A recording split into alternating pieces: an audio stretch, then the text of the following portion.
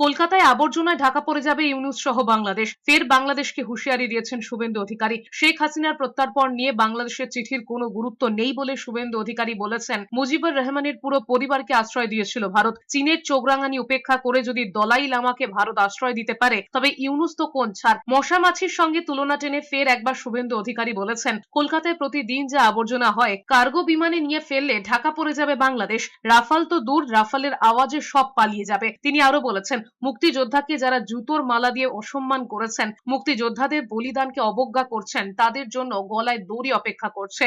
এই সুদখোর মোল্লা ইউনুস এ জানে না ইতিহাস।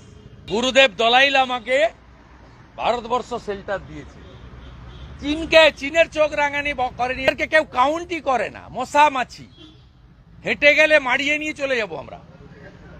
কলকাতা শহরে যে গার্বেজটা আজকে সকালে উঠেছে, ওটা যদি কার্গো প্লেন আমাদের এত আছে, আমরা উপরে নিয়ে গিয়ে শুধু ঢাকনাটা খুলে দিই, মোল্লা ইউনুস সহ গোটা ঢাকা চাপা পড়ে যাবে।